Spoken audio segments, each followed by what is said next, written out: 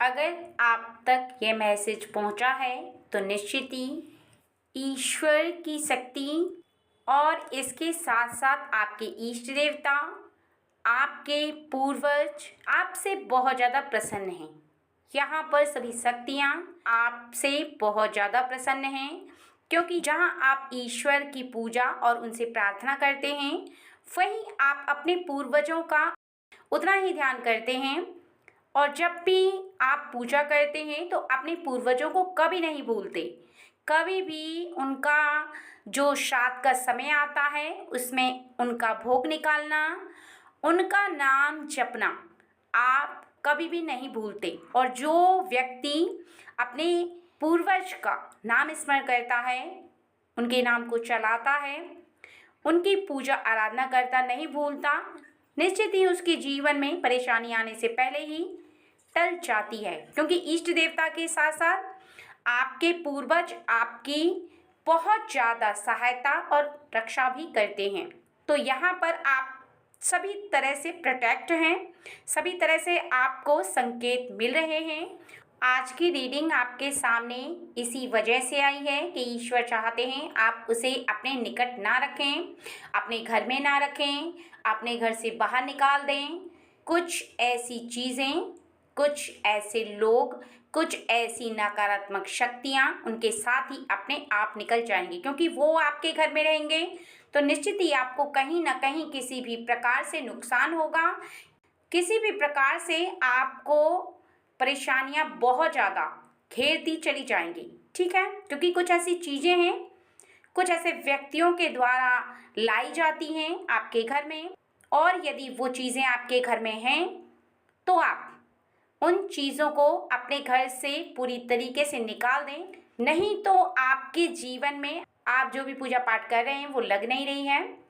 और यहाँ पर कुछ ऐसे व्यक्ति जो कि अनजाने में करते हैं या जानबूझकर करते हैं आपके घर पर इन चीज़ों को लाने का कार्य, उनको भी आपको सावधान करना होगा कि वो आपके घर पर ऐसी चीज़ें कभी न लाएं। क्योंकि हर वस्तु का आपके जीवन पर बहुत ज़्यादा गहरा प्रभाव पड़ता है जब वो आपके घर में रखी हो।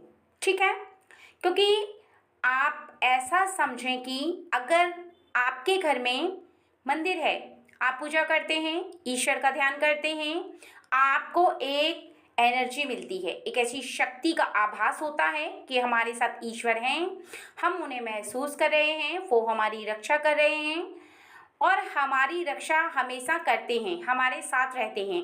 आपके हृदय को इस बात का आभास तभी होता है क्योंकि ईश्वर की मूर्ति और मंदिर में एक सकारात्मक ऊर्जा विद्यमान रहती है। ठीक है, इसी प्रकार से और बहुत सारी ऐसी वस्तु होती हैं जो कि आपके हृदय को सकारात्मक ऊर्जा का आभास नहीं कराती और ना ही आपको ये एनर्जी देती हैं, बल्कि आपके हृदय के अंदर ये बहुत ज़्यादा कमज़ोरी लेकर आती हैं। जब भी आप इन चीज़ों को देखते हैं तब आप खुद को कमज़ोर महसूस करने लगते हैं। अर्थात इन चीज़ों का प्रभाव आपके जीवन पर, आपके मस्तिष्क पर, आपके हृदय पर बहुत ज़्यादा, ठीक है, बहुत ज़्यादा पड़ता है। आपको इन चीज़ों का ध्यान रखना होगा और आपको इन चीज़ों को अपने घर से निकाल देना चाहिए। इसी वजह से आपके समक्ष ईश्वर ने ये रीडिंग भेजी है जिससे कि आप सुने, आप जाने उस बात के बारे में, तभी आप उन चीज़ों को अपने घर से निकाल पाएंगे। जब आपको कोई बात पता होगी तभी आप उस कार्य को कर सकते हैं। ठीक है, आपको ये समझना होगा कि उन चीज़ों को अपने घर से क्यों निकालना चाहिए, उनसे क्या होता है, आपके जीवन पर क्या प्रभाव पड़ता है उनसे। ठीक है, तो आज की रीडिंग अगर आपको मिली है तो आप इस रीडिंग को अधूरा ना सुने, क्योंकि अगर आप अधूरा सुनेंगे फिर आपको पूरी बात समझ में नहीं आ पाएगी और आप जान नहीं पाएंगे कि आपके जीवन पर इन चीज़ों का क्या प्रभाव पड़ रहा है। बहुत सारी ऐसी वस्तु होती हैं, कुछ ऐसे लोग जो कि आपके घर में ले आते हैं, उनको पता नहीं होता है। ठीक है, लेकिन यहाँ पर ईश्वर की शक्ति आपको संकेत दे रही है, बार बार संकेत दे रही है। आपको समझना होगा उस संकेत को और उन इशारों को जो ईश्वर आपको बताना चाहते हैं। आपसे कुछ कहना चाहते हैं। आपको महसूस भी होता है कि कहीं ना कहीं कोई शक्ति आपको कुछ बताना चाहती है, लेकिन आप केवल महसूस कर पाते हैं, उसे देख नहीं पाते, सही से सुन नहीं पाते। आपके हृदय में पूरी तरीके से इस बात का आभास नहीं हो पाता है कि हाँ, वो शक्ति आपसे सच में कुछ कहना चाहती है। आप केवल आभास करके रह जाते हैं, लेकिन आज आपको इस बात का स्पष्ट हो जाएगा कि आपको उन चीज़ों को अपने घर से क्यों निकाल देना चाहिए।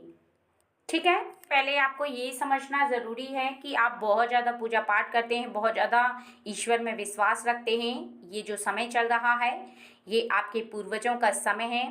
ठीक है, इस समय में भी और प्रतिदिन आने वाले हर समय में आपको ये बात का ध्यान रखना है कि कोई भी ऐसा व्यक्ति जो कि किसी भी ऐसी गंदी वस्तु का सेवन करता है जिसका प्रभाव आपके मस्तिष्क पर पड़ता है, और वो व्यक्ति आपके घर में कुछ ऐसी चीज़ें ले आए जिसे देखकर आपको ऐसा आभास होने लगे कि उस चीज़ का प्रभाव आपके मस्तिष्क पर पड़ रहा है। जैसे कि उदाहरण के लिए कुछ ऐसी खाने पीने की गंदी वस्तु जिसे वो खाता भी है और आपके घर भी लेकर आता है। आपको बहुत अजीब लगता है। ऐसा व्यक्ति, अगर आपके परिवार में कोई भी इंसान ऐसी चीज़ों का सेवन करता है तब भी, और नहीं करता है तब भी, ऐसे व्यक्ति को आप अपने घर में ऐसी चीज़ों को लाने का मना करें। ध्यान रखें कि आप ईश्वर की शक्ति के दायरे में हैं। वो शक्ति आपको पूरी तरह से प्रोटेक्ट कर रही है, पूरी तरीके से आपके घर को घेर रखा है। उस शक्ति का हर कोने में निवास है और हर कोने में वो शक्ति रहती है। अगर आप किसी भी कोने में ऐसे व्यक्ति को अपने घर में बैठाते हैं या कोई भी व्यक्ति ऐसी वस्तु का सेवन करता है और वो आपके घर में ऐसी वस्तु ले आता है खाने पीने की, जिससे कि आपके मस्तिष्क पर उसका प्रभाव पड़ता है, आपके घर पर प्रभाव पड़ता है, और आपका जो शुद्धिकरण है, जो आपने पूजा पाठ करके उत्पन्न किया है, जो आपने अपने घर में शुद्धाई फैलाई है, वो समाप्त हो जाती है ऐसे व्यक्ति के आगमन से, ऐसे व्यक्ति के ऐसी वस्तु लाने से। जो आपने एनर्जी उत्पन्न की है वो एनर्जी समाप्त हो जाती है। जो शक्ति आपको प्रोटेक्ट कर रही है वो कमज़ोर पड़ने लगती है, क्योंकि वो आपके मन मस्तिष्क पर हावी रहती है, आपके जीवन पर हावी रहती है, आपके घर पर पूरी तरीके से जो विद्यमान रहती है। आप उसे एक तरीके से अपने घर से निकलने के लिए विवश कर देते हैं। निर्णय आपको करना है। अगर आप ऐसे व्यक्ति को अपने घर में आने देते हैं जो कि ऐसी चीज़ों का सेवन करता है, तो निश्चित ही आप अपने हाथों से, यहाँ पर बताया जा रहा है कि आप अपने हाथों से उस शक्ति को कमज़ोर कर रहे हैं, जिसको आपने पूजा पाठ करके अपनी ओर आकर्षित किया था, मंत्रों से अभिमंत्रित किया था। ठीक है, उसे आप स्वयं ही कमज़ोर करते चले जाएंगे अगर आप उस व्यक्ति को नहीं रोकेंगे तो। ये पहला पॉइंट है। अगर ऐसा व्यक्ति आपके घर में आता है तो उसे तुरंत रोको और ऐसी चीज़ों को अपने घर में मत आने दो।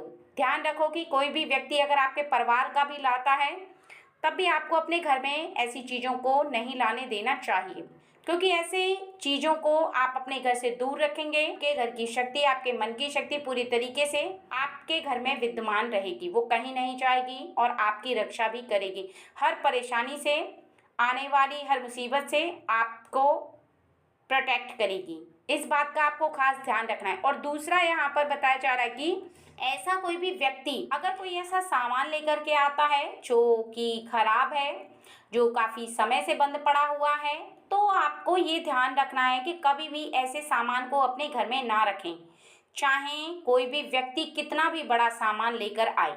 अर्थात उदाहरण के लिए आप इस प्रकार से समझें कि कोई बहुत बड़ी मशीन है जो कि काफ़ी कीमती है, जिसे कोई व्यक्ति लेकर आता है और आपको कहता है कि आप अपने घर में कुछ दिन के लिए रख लो, फिर वो कहीं और बेच देगा या कहीं पर इसे ठीक कराएगा, तो निश्चित ही आप उसे घर के किसी ऐसे कोने में रखें जो आपके घर का बाहर है, बाहर का जो कोना होता है वहाँ पर रखें। घर के अंदर उस मशीन को प्रवेश ना करने दें, क्योंकि ऐसी वस्तु जो कि पूरी तरीके से बंद होती है उसका प्रभाव आपके जीवन पर बहुत ज़्यादा पड़ता है, क्योंकि आपका जीवन अभी चलायमान है, आपका जीवन बहुत अच्छे से चल रहा है, आपके जीवन में बहुत अच्छा परिवर्तन हो रहा है। जैसे ही आप इस बंद चीज़ को अपने घर में आने देते हैं, वैसे ही आपके जीवन में हो रहे कार्य अर्थात आप जो कर रहे हैं वो रुक जाते हैं, धीरे धीरे करके अवरुद्ध होने लगते हैं। आपको पता भी नहीं चलता है, आपको सब कुछ साधारण दिखता है, लेकिन आपके बनते बनते कार्य रुकने लगते हैं, क्योंकि उस चीज़ का जो प्रभाव है वो आपके जीवन पर साक्षात दिखने लगता है। यहाँ पर बताया जा रहा है कि किसी भी बंद चीज़ का प्रभाव आपके जीवन पर इसलिए सबसे ज़्यादा पड़ता है कि जिस प्रकार से वो चलती हुई वस्तु बंद है, कोई भी सामान बंद है, उसका आपके जीवन पर सीधा सीधा प्रभाव ये होता है कि आपका चल रहा कार्य भी रुकने लगता है, उसका प्रभाव आपके घर में, आपके जीवन में आने लगता है। आप बार बार उसको देखते हैं, बार बार आपकी नज़र उस पर जाती है, तो आपके मन मस्तिष्क पर सबसे ज़्यादा गहरा प्रभाव उस मशीन का होता है। और जैसे जैसे आप किसी कार्य को करना शुरू करते हैं, आप कर नहीं पाते, कहीं ना कहीं आपके किसी कार्य में रुकावट उत्पन्न होने लगती है, क्योंकि प्रतिदिन आपको उसे देखना और अपने कार्यों को करना नहीं हो पाता है। आपके जीवन में आपके जो हाथ उस कार्य को करना चाहते हैं उसे नहीं कर पाते हैं, कहीं ना कहीं आपके हाथों को अपने कर रहे कार्यों में रुकावट उत्पन्न होने लगती है। और इस बात का भी खास ध्यान रखें कि अगर आपके मंदिर में जिसमें आप पूजा करते हैं, ठीक है, जिसमें सबसे ज़्यादा आपने शक्तियों को एकत्र किया हुआ है, वहाँ पर किसी भी गंदी वस्तु को न रखें, किसी खराब कपड़े को न रखें। ध्यान रखें कि कोई भी ऐसी टूटी हुई मूर्ति जो कि आपके मंदिर में रखी हुई है वो ना रखें, क्योंकि सभी जो कि बहुत ज़्यादा सही, उन्हें आप अपने घर के अंदर रखें। क्योंकि कभी भी ध्यान रखो कि आपकी जो मंदिर है जिसमें सभी देवताओं की मूर्तियां रखी हुई हैं, तो यहाँ पर मुझे ऐसा दिखाई दे रहा है कि वो आपको एक सकारात्मक ऊर्जा देती हैं, आपको एक शक्ति होने का आभास कराती हैं कि आपके करीब एक शक्ति है जो कि आपकी रक्षा कर रही है। आपके हृदय में इस बात का विश्वास उत्पन्न होता है। उन मूर्तियों को देखकर, उनकी पूजा पाठ करके, उनके करीब आरती करके, भोग लगा करके आप साक्षात उन्हें मूर्ति के रूप में देखते हुए भी ऐसा आभास करते हैं कि आप ईश्वर को देख रहे हैं। और यदि ऐसे में एक मूर्ति टूटी हुई है तो उसको बार बार देखने से आपके दिमाग पर गलत प्रभाव पड़ता है, आपके मन में एक सवाल उठता है और वो ये है कि ये मूर्ति टूटी हुई है, ये मूर्ति टूटी हुई है, ये डिस्ट्रॉय है। अर्थात एक ऐसी टूटी हुई मूर्ति जो कि आपके मन पर गलत प्रभाव उत्पन्न करती है, वो उस शक्ति को जिसको आप इकट्ठा करते हैं पूजा करते समय, उसको डिस्ट्रॉय कर देती है। इस बात का आपको खास ध्यान रखना है कि अगर आपके मंदिर में कोई भी ऐसी मूर्ति आपके द्वारा लाई गई है या किसी भी व्यक्ति के द्वारा लाई गई है, उसे आप अपने घर में ना रखें, किसी भी बाहर शुद्ध जगह में रख दें, क्योंकि यहाँ पर साफ साफ बताया जा रहा है कि इसका भी आपके जीवन में बहुत ज़्यादा प्रभाव पड़ता है और आपके कार्यों पर भी इसका बहुत ज़्यादा असर होता है, ठीक है। क्योंकि यहाँ पर कुछ ऐसे लोग हैं जो कि किसी भी ऐसी चीज़ को उठा करके ले आते हैं जिसका प्रभाव गलत होता है, लेकिन फिर भी वो जानते हुए भी ऐसी चीज़ों को उठा करके ले आते हैं। कोई भी ऐसी वस्तु जिसे देखकर आपको ऐसा उत्पन्न होने लगे, मन ही मन आपको ऐसा लगने लगे कि इससे मुझे अच्छी फीलिंग नहीं आ रही है, उस चीज़ को आपको हटा देना चाहिए, जिससे कि आपका मन बहुत अच्छा फील करे। ध्यान रखें कि आपके घर में कुछ ऐसे पर्दे लगे हैं काले कलर के, अगर आप उन्हें देखकर अच्छा आभास नहीं करते हैं, आपके हृदय को अच्छा फील नहीं होता है, तो आप उन पर्दों को हटा दें। अर्थात घर के अंदर कोई भी ऐसी वस्तु जो कि आपको अच्छा फील नहीं कराती है, उस चीज़ को आप हटा दें, क्योंकि आपके हृदय को जब सभी शक्तियाँ सकारात्मक ऊर्जा से भरती हैं, आपको प्रोटेक्ट करती हैं, आपको इस बात का आभास कराती हैं कि कोई शक्ति आपके साथ है, तो आपको उसे तोड़ना नहीं है, आपको उस शक्ति को लगातार इकट्ठे करते जाना है। आपके किसी भी कार्य को करते समय आपको उसी शक्ति की सबसे ज़्यादा ज़रूरत होती है। ये शक्तियाँ आपका एक बहुत बड़ा ट्रस्ट है, एक विश्वास है आपके हृदय के अंदर, और ये विश्वास टूटना नहीं चाहिए। ये विश्वास आपका लगातार बनता रहना चाहिए, लगातार आप इस विश्वास को जीतते रहें, तभी आप उस विश्वास के, उस शक्ति के दायरे में रहेंगे। क्योंकि घर के अंदर रह करके आप उन शक्तियों का आभास तो करते हैं, लेकिन आपके साथ वो शक्तियाँ तभी रहती हैं जब आप उन्हें अपने करीब रखने वाले कार्यों को करते हैं। क्योंकि शक्तियाँ भी एक इंसान की तरह होती हैं। उदाहरण के लिए, यदि कोई व्यक्ति किसी व्यक्ति के साथ रहना चाहता है, तभी वो व्यक्ति उसके साथ रहता है, दोस्ती करता है, उसके जीवन में हर सुख दुख में काम आता है। जब भी उसे उसकी ज़रूरत होती है तो वो अपनी दोस्ती का फ़र्ज ज़रूर अदा करता है, चाहे वो पैसे देकर करे, किसी भी तरीके की हेल्प करके करे, किसी भी तरीके की सहायता करके उस व्यक्ति की सहायता करे जो उसके करीब है। अर्थात यहाँ पर वो अपनी जो दोस्ती है, मित्रता है, उसे ज़रूर निभाता है। और इसी प्रकार दैवी शक्तियों का भी होता है। अगर आप उन्हें अपने करीब रखना चाहते हैं, आप इस प्रकार का आभास करते हैं कि वो शक्तियाँ आपके साथ रहें, तभी वो शक्तियाँ आपके साथ रहती हैं। अगर आप उन्हें दूर करने वाले कार्यों को करते हैं, जैसे कि इंसान कुछ ऐसे कार्य कर जाता है अपने मित्र के प्रति जो मित्र को बिल्कुल भी प्रिय नहीं होते, तो फिर मित्र अपने आप ही उससे दूर हटता चला जाता है। इसी प्रकार से आपको अपने जीवन में समझना होगा, इन बातों को अपने मन के अंदर विराजमान करना बहुत ज़्यादा ज़रूरी है। अगर आप इन बातों को समझ जाएंगे तो निश्चित ही आने वाले समय में आपको कभी भी परेशानी का सामना नहीं करना पड़ेगा। आप जिस शक्ति को लगातार इकट्ठा कर रहे हैं, वो शक्ति आपके इर्द गिर्द ही रहेगी, क्योंकि ये शक्तियाँ आपको महसूस होती हैं। शक्तियाँ आपको संकेत देती हैं, आपके मन से, आपके मस्तिष्क से, आपके हृदय से।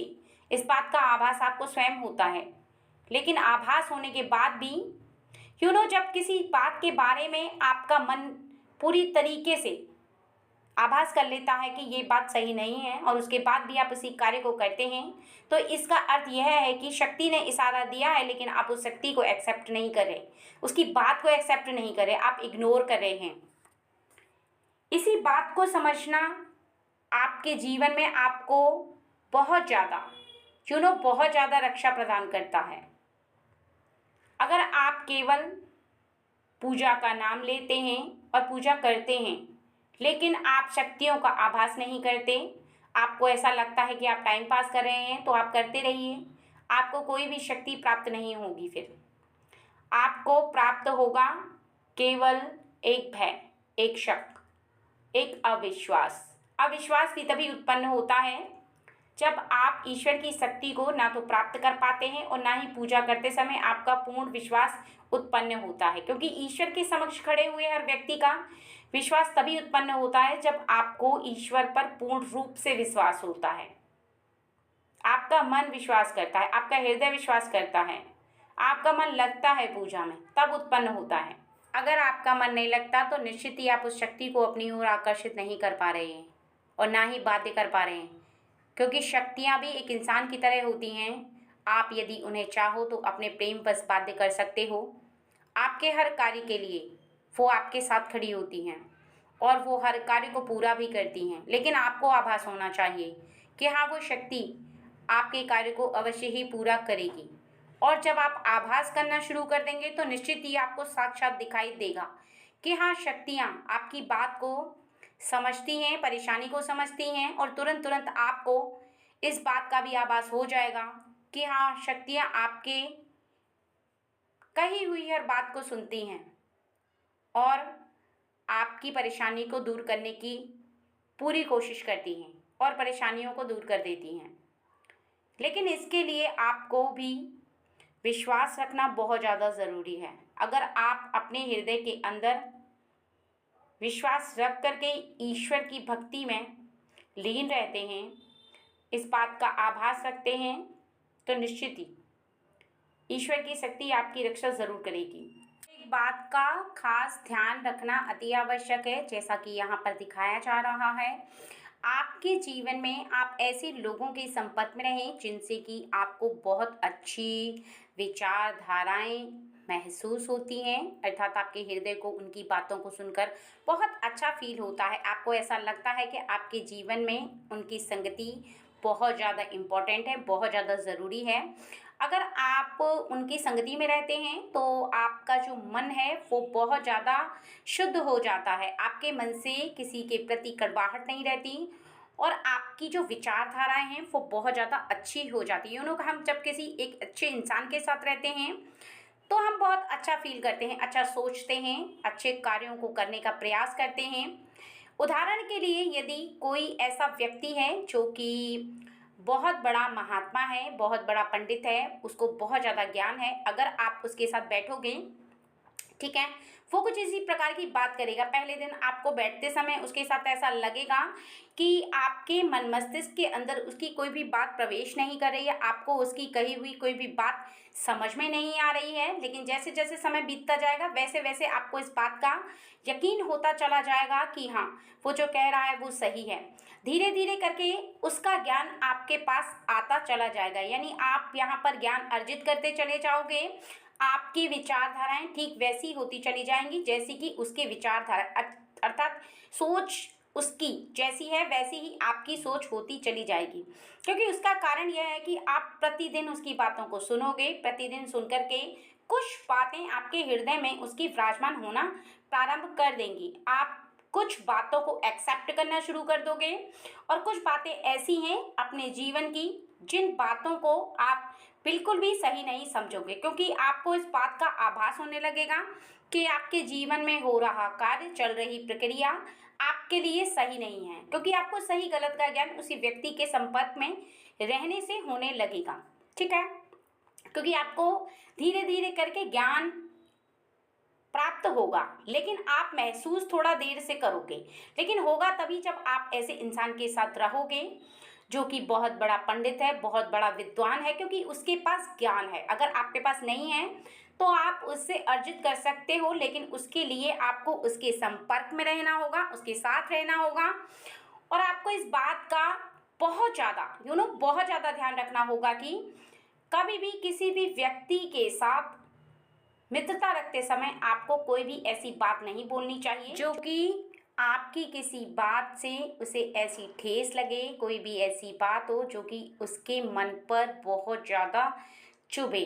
क्योंकि कभी भी इस बात को ध्यान रखना चाहिए कि आपकी मित्रता किसी भी व्यक्ति के लिए हो सकता है बहुत ज़्यादा बहुत ज़्यादा अच्छी हो, और यदि आपके साथ ऐसा व्यक्ति रहता है, आपके साथ दोस्ती रखता है, आपके करीब रहता है और आप ऐसे व्यक्ति को कोई भी एक ऐसा शब्द कह देते हैं जो कि उसके मन पर बहुत ज़्यादा लग जाता है, एक ऐसा शब्द जो उसके मन पर बहुत ज़्यादा बोझ रखता है, तो निश्चित ही उसका मन बहुत ज़्यादा टूट जाता है और उसे ऐसा लगने लगता है कि जीवन में किसी भी व्यक्ति के करीब रहना, किसी से मित्रता रखना, किसी से बहुत ज़्यादा लगाव रखना जीवन में कभी भी सही नहीं होता है। क्योंकि जो आपके प्रति प्रेम है, जो आपके प्रति लगाव है, जो आपके प्रति फीलिंग है, वो उस व्यक्ति के मन से पूरी तरीके से निकल जाएगी। इस बात को समझना आपके लिए उतना ही ज़रूरी है जितना कि आपको अपने किसी करीबी के साथ प्रेम से रहना ज़रूरी है, किसी के साथ फीलिंग रखना ज़रूरी है और आपके कुछ ऐसे रिश्ते जिनमें कभी भी दरार नहीं उत्पन्न होती है, क्योंकि आपकी जो बोली है, आपकी जो भाषा है वो बहुत ज़्यादा मीठी है। आप किसी के मन को स्पर्श कर लेते हैं, आप किसी के मन को छूते हैं, तो निश्चित ही उसका कारण केवल आपके द्वारा बोले गए अच्छे शब्दों का चयन आपके लिए ज़रूरी है। अगर आप किसी से भी स्पष्ट रूप से कोई भी बात कहते हैं तो ध्यान रखो कि आपकी भाषा कुछ इस प्रकार की होनी चाहिए कि उसके मन को किसी भी प्रकार से ठेस ना लगे, किसी भी प्रकार से चोट ना पहुँचे। कभी भी उसका मन आपकी किसी भी बात से टूटना नहीं चाहिए, क्योंकि मित्र जो होता है वो बहुत ज़्यादा कीमती होता है।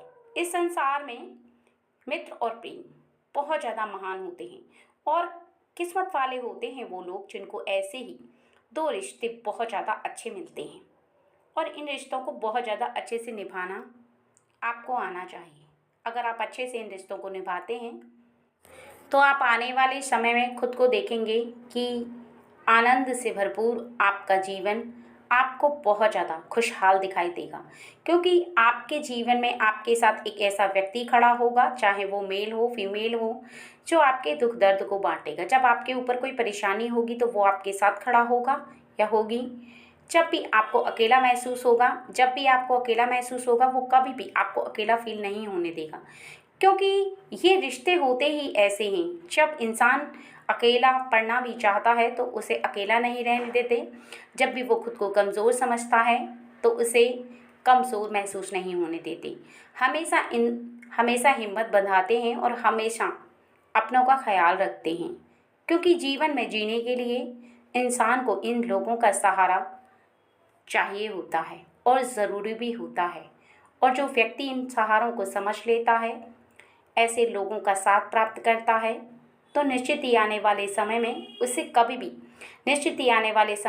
कभी भी परेशानी चाहे कितनी भी हो पड़ी, लेकिन वो अपनों का साथ पा कर के बहुत आगे तक जाता है। कभी भी टूटता नहीं है, कभी भी हताश नहीं होता है, क्योंकि ऐसे लोग उसकी हिम्मत हैं, ताकत हैं। और उसे जब ताकत प्राप्त होती है तो वो ईश्वर में भी विश्वास रखता है, क्योंकि ईश्वर के रूप में ही ऐसे लोग मिलते हैं। अगर ऐसे लोग आपके साथ सच्चे रिश्ते में बंधे हैं तो निश्चित ही ईश्वर कहीं ना कहीं आपसे प्रसन्न है और वो इस रूप में आपको आकर के आपका साथ दे रहे हैं। क्योंकि ऐसे जो सच्चे रिश्ते होते हैं वो किसी के साथ छलावा नहीं करते। ऐसे रिश्ते केवल आपके जीवन में तब होते हैं जब आप ऐसे होते हो। अगर आप ऐसे नहीं हो तो निश्चित ही फिर आप कितना भी प्रयास करो, ऐसे व्यक्ति आपके निकट नहीं आएंगे, और यदि आएंगे तो कुछ ही समय पश्चात आपके जीवन से दूर चले जाएंगे। अब आपको इतना ध्यान रखना